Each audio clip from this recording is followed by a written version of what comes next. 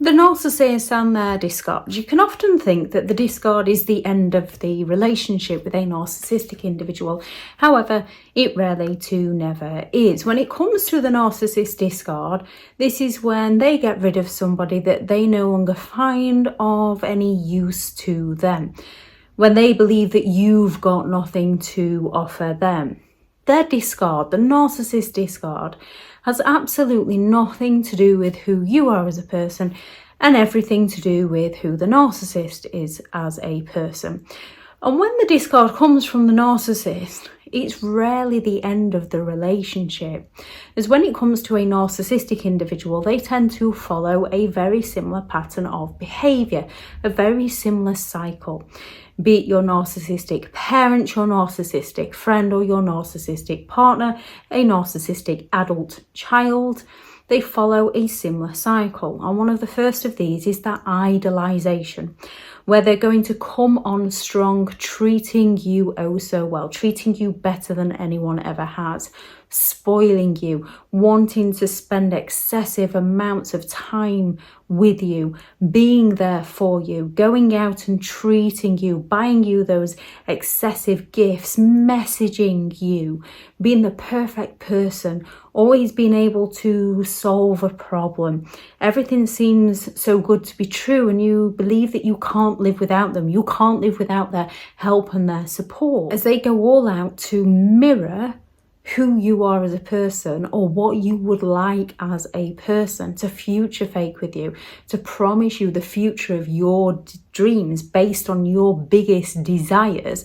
They will be the exact kind of person that you would like them to be. And when something seems too good to be true, it usually is. However, because you live that moment with them, it's so believable and you want that moment back with them.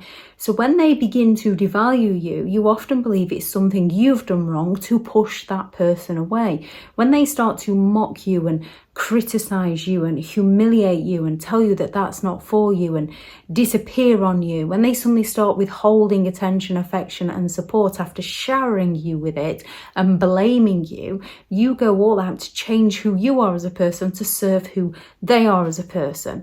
When they're just devaluing you because they want to feel superior.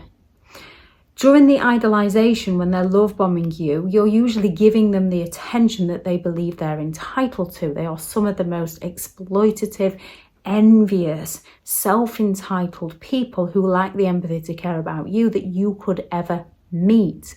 So when they're idolizing you and you're showering them with the gratitude and the praise and the attention and the recognition, they really like you. However, when you then put that hobby before them, the hobby that they so admired about you and wanted to join in with and really enjoy too, they get offended, they feel abandoned. Therefore, they seek to tear you down, to sabotage that hobby, to make it feel like there's something wrong with you. Once they've begun to devalue you, they no longer see any worth in you because of who they are and what they've done to you. So they look to find a replacement for you. A narcissistic parent might use a sibling. They might use a new partner. A narcissistic partner might use their child. They might use a new partner.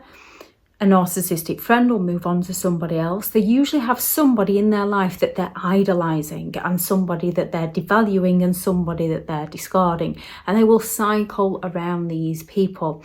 And when they're idolizing you, you can feel so good that you question yourself when they're devaluing you.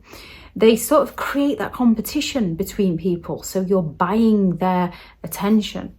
And when they find that replacement for you, they discard you in some of the most cruelest and horrific ways at some of the most unbelievable times. And yet while they're discarding you, they're also smearing your name. They're also telling the person they're idolizing just what a terrible person you are. They'll be telling the person they're devaluing just how amazing you actually were for them. It's very confusing. They're looking to ruin your reputation, your character, so that they can save face. And once they've done smearing your name, if the new supply is in that devaluation stage, or they'll look to replace them with you, or if they're in that discard phase, they're going to want to come back and hoover you back in. And the hoover is the term named after the vacuum cleaner brand Hoover, because the narcissist is going to come along to suck you back into their games with their idolization stage. It's a cycle, so that you believe you can have everything you wanted back with them. Everything you were building together, you can build with them again. And they've got you on that little string, dancing to their tune while telling you that they're not going to dance to your tune.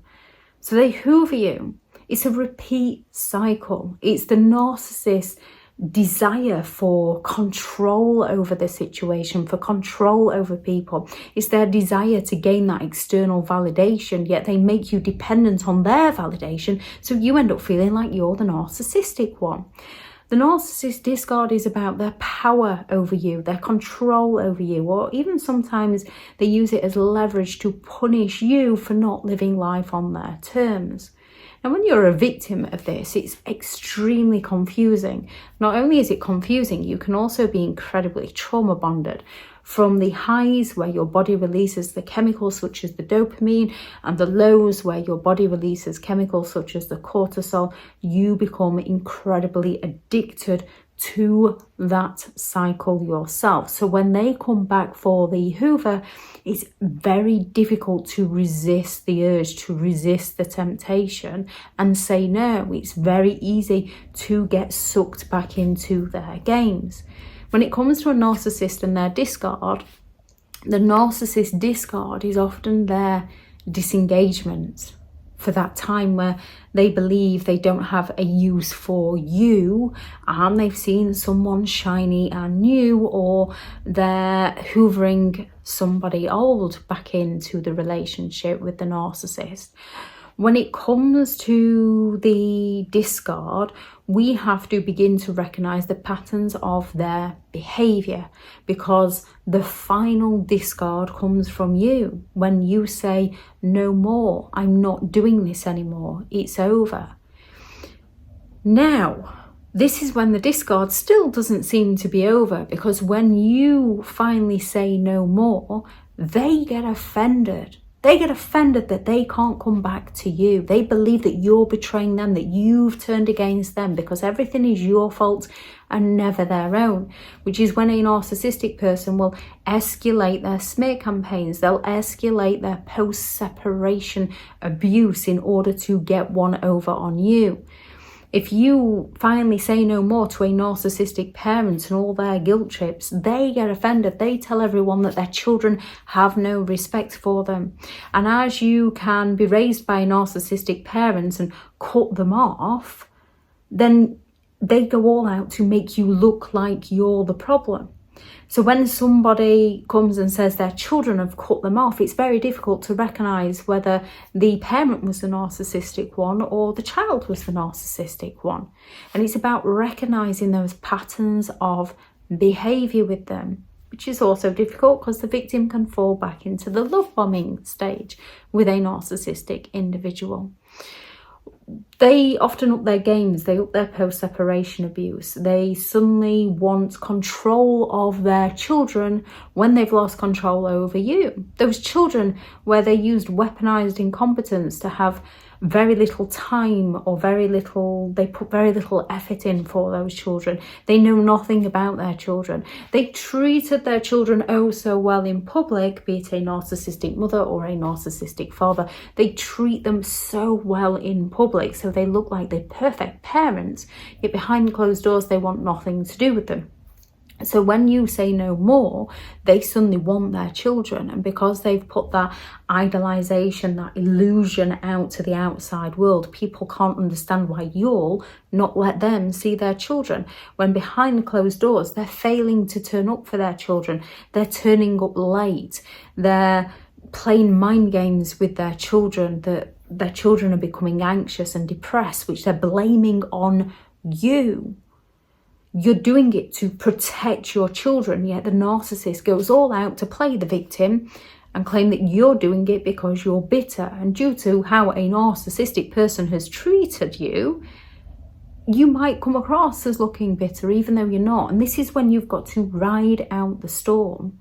Make a personal choice for you and not what other people think of you. It doesn't matter what other people think of you. It's about what is in your, and children if you have them, best emotional, psychological and physical health.